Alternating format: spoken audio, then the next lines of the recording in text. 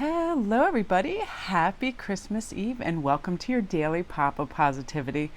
I'm having a really kind of wonderful, restful afternoon where I'm just organizing things, taking it easy. And it actually snowed here last night for the first snowfall. And it was, just a blanketing so you could just see the grass, but it looked so beautiful. And then it really warmed up and all of the snow has melted away now, even though it's starting to chill a little bit now. It was really nice to see that snow. It was really beautiful. So let's talk about these kinds of energies we have in front of us. I think they're perfect for this time of year. It helps us slow and gather our resources, be restful when it's necessary, connect to the people we want.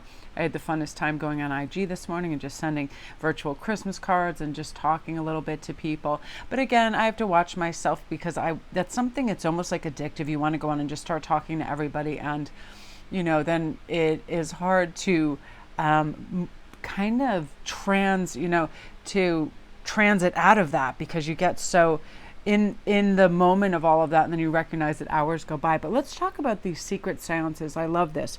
This is the Spirit World Messages Assistant and Memories. This is a huge time of year. This evening, tomorrow, New Year, for a time of memories we spent with family members still here and those who have passed. I mean, I go through a pretty miraculous myriad of emotions at this time.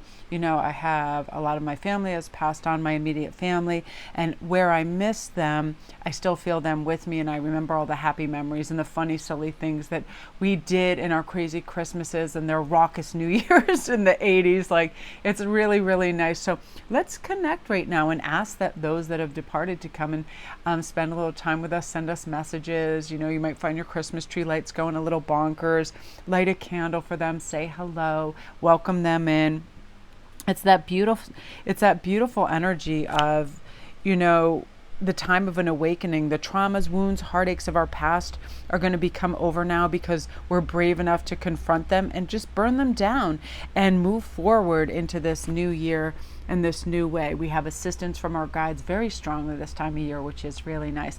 We come sort of awash with this fresh perspective and new energy that helps us acclimate to any change. There's a lot of crazy stuff going on in the world right now that we can acclimate and feel safe and create a kind of grounded effort for our next step forward. So, we're not just in our head space, always like planning and worrying. It's like we're being removed from that and going in our heart space and collecting all the wondrous memories and energies that help us, kind of transition out of any of those stuck phases we might get in, or any old patterns that we need to let go of.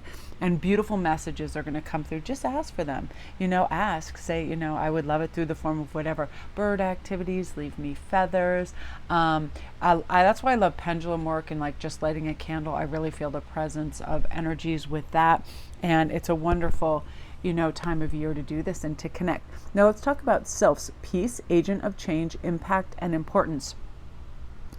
I want to give a private shout out, and I think if you're watching, you'll know who you are. I sent you a Christmas card this morning, a virtual Christmas card, and you sent me the most beautiful message, and it almost, it like literally was making me tear up about how you were just kind of going to excuse yourself from holiday and people and connections this year, and just feel a little Grinch-like and not participate or respond.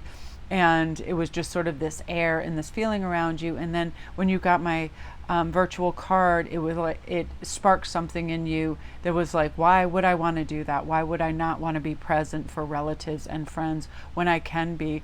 I don't have to put in too much work. I can just, be responsive. And I thought that was so beautiful, because I, like everybody else, I'm sure there has been years 100% where I wanted to do that, just been like, it's all too much. There's so much emotion going around with everybody, right? And so many different feelings and levels of feelings, and we can pressurize ourselves. But it's like once we release and we let go of that, we can be the agent of change for ourselves and for others. Connect, be forgiving this time of year. If you have a crazy old auntie or cousin that's, tiresome or irksome, it's like, feel what it must be like in their shoes, because we know if we feel that way about them, that other people might, and they might feel excluded. So it's time to fill your heart with warmth and acceptance, and make an exception for certain people that you might otherwise go, oh really, this person?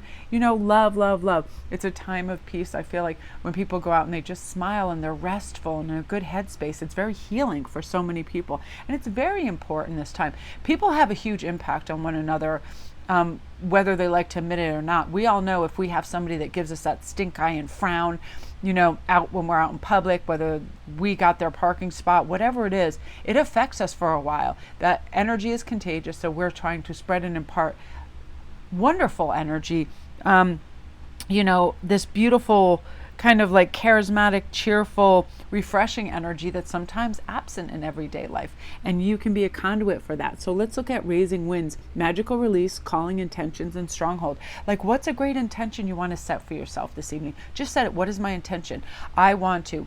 And this is one thing that I don't like to pressurize myself with. I don't really do New Year's resolutions. If I want it bad enough, I'm starting it right now. If I want to have a good attitude and I want to have an attitude of gratitude, I'm starting it right now. Why would I save the date? And it also puts this onus on it that we can then set ourselves up for dissatisfaction or disappointment if we don't stick to it. So just start today doing the best with what you can, whether it's not overindulging in sweets or food or, being triggered, watching a temper. It could be anything. Really, really getting a stronghold on the change that we want to make. It is a magical release when we decide we don't need this, so we're letting it go. It's as simple as that. I have decided anything that I look around, right after we open all our presents, anything I look around that has just been sitting on shelves, clothes, whatever, for months after months, and I haven't used it, utilized it, or don't get a special feeling, it's going to be in a box and be gifted, donated, or thrown out. It's just one of my things. I need a magical release. I don't want to be this person that thinks that the loss of things is the loss of anything, spiritual, magical, or otherwise. They were just things. They served a purpose at a time. It could have been an impulse buy while I was in line, like, oh, I need a new candle, I need a new this, I need a new that. And then I was just accumulating things. So you're going to have a beautiful magical release of things that aren't necessary anymore. And I wish you guys a Merry, Merry Christmas Eve. Love and light.